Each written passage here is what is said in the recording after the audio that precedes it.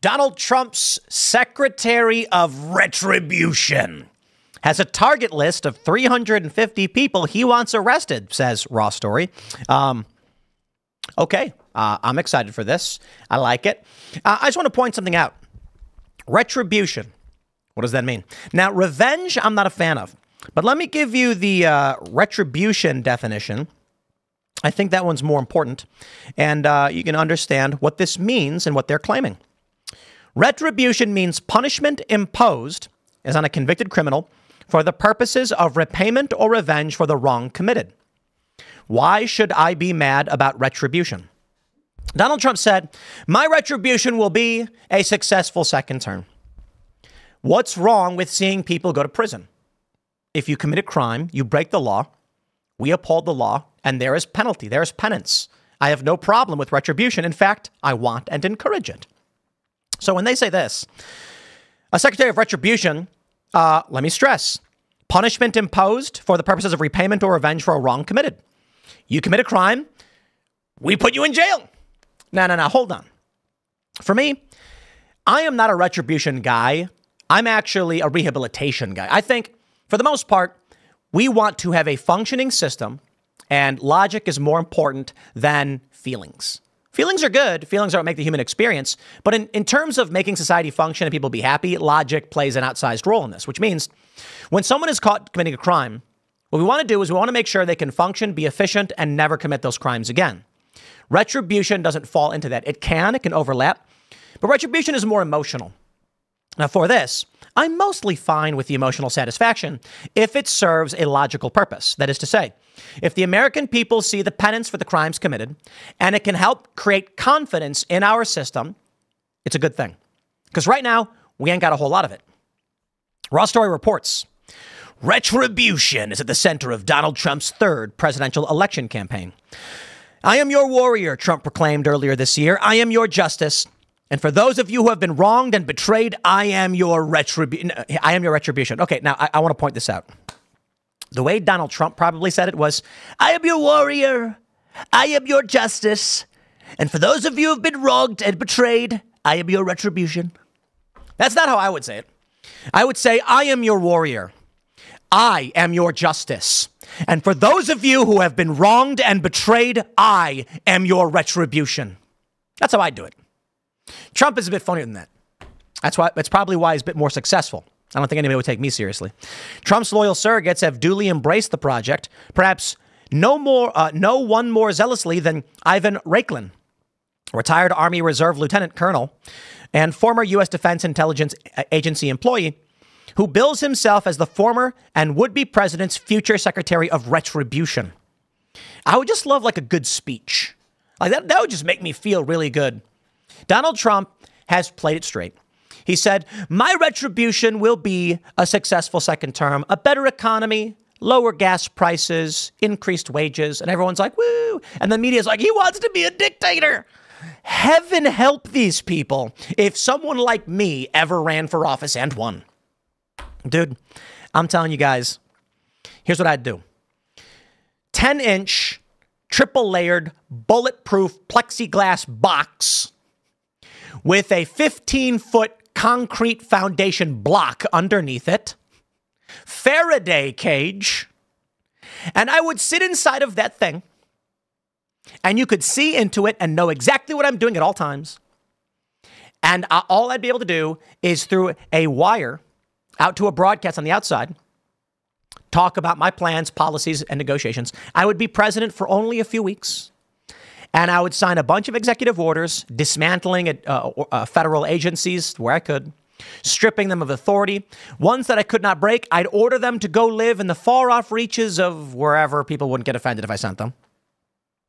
Hey, we're going to build a new city. Hey, the new FBI building, we have to build it. Congress approved the funds. Great. We're sending it to Wyoming. And then everyone in Wyoming is like, no, don't, please. Well, okay, Alaska. No, Alaska says, please don't. So we got to put them somewhere. But yeah, if it were me, I'd sit there and I'd be like, I am going to demand an audit of the Federal Reserve. I am going to demand every possible thing. And the purpose for the multi-layered bulletproof plexiglass is because I can't imagine anyone would be happy if I would do something like that. Oh, I would be firing everybody. I'd be like, fired, fired, fired, fired. I would just be like, executive order, you're all fired. Sue me. Let's roll, baby. Because I'll just keep signing them. Boom, boom, boom, boom. That's my thing, right? If I got elected, if I ran on the libertarian ticket, I'd be like, I don't care about open borders or closed borders. I don't care about taxes or no taxes. I don't care about literally anything you guys are campaigning on. I would only campaign on one issue. I'm going to fire everybody, and then I'm going to resign. That's it. Nothing else. And they're going to say, yeah, but if you're in, are you going to do? I'm going to fire everybody, and then I'm going to resign. But how would you? Fire everybody, then resign. So have your debate with your VP candidates, not with me. Because all I want to do is fire everybody and then resign. That's it. You know, I love that story of, was it Cincinnatus? Was that his name? Let me make sure I can get that one right. How do you spell that? Was it Cincinnatus? Lucius Quinctius Cincinnatus? Is that it? I think that's the guy. And I should know his name better. Because if he is who I think he is, he's a great dude and it's a good story. But I'm pretty sure he's the guy who they made him dictator and he was like barely dictator. Oh, let's say he was dictator for a while. There was one, I think, what did they like called him back. Oh, okay, right. Yeah, it's 2 years, not for a while. They're like, it's an emergency. You must become dictator. Like, what you say goes. And he was like, ugh, I guess. And then after the crisis was averted, he's like, I'm going home. And they were like, you don't want to be dictator anymore? It's like, no, I never did. I appreciate that. Modern historians question some particulars of the story. What is it? They say that he was the opponent of the rights of plebeians who found poverty, blah, blah, blah. He came from, here we go. Despite his relatively old age, he worked his own small farm until an invasion prompted his fellow citizens to call for his leadership. He came from his plow to assume complete control of the state. But upon achieving a swift victory, in only 16 days, relinquished his power and its prerequisites and returned it to his farm.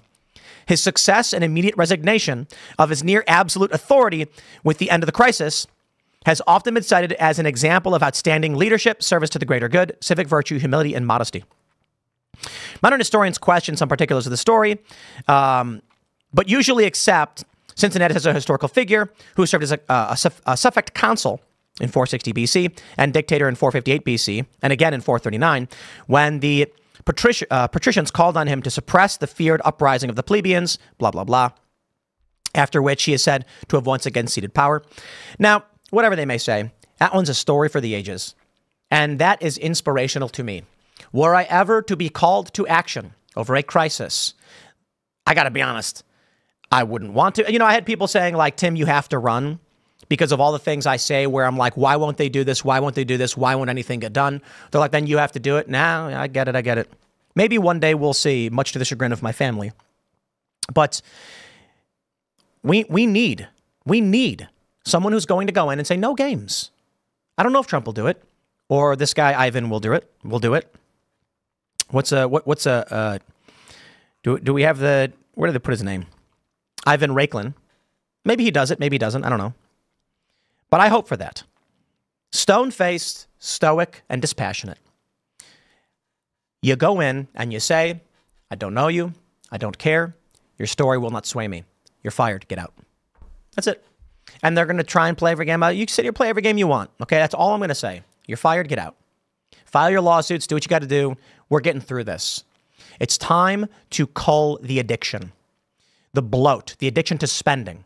Okay, that's all this country does is spend, and never stop spending. Cull the addiction to the spending.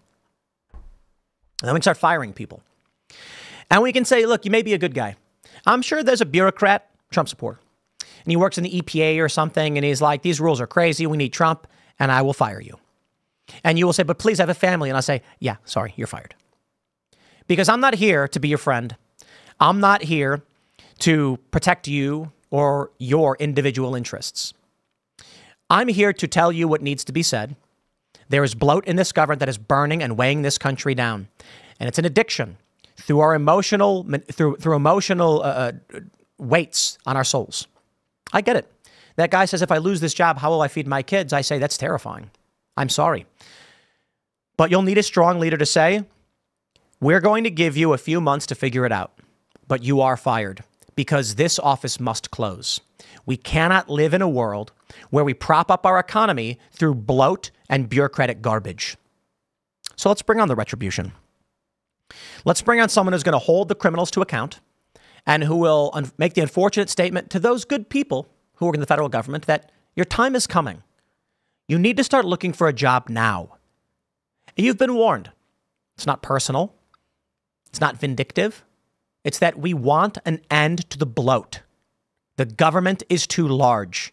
These employees need to find other jobs. And that means you, federal employees, all of you. Were it me ever running, heaven help these people, I would fire everyone. I would instruct my DOJ to arrest anyone who was indicted by a grand jury. We would have criminal investigations of all accusations, former presidents, you name it. There is not a single thing that could be said to me. The deep state could come to me and say, in a private room, here's a picture of JFK, and I just laugh. And I'd be like, let's roll, baby. Let's roll. They could say to me, but you don't understand. What we are doing to secure this region will suppress China and Russia. And I'm like, yeah, I don't care. Your way has failed. You've screwed everything up. There is quite literally nothing you can say to me. You can say to me, if we take out this piece right here, people will die here. And if proven true and logically consistent that people would die over certain actions, then I say, get those people out of harm's way because the firing is coming. We can do this. I'll leave it there. Next segment's coming up at 6 p.m. on this channel. Thanks for hanging out, and I'll see you all then.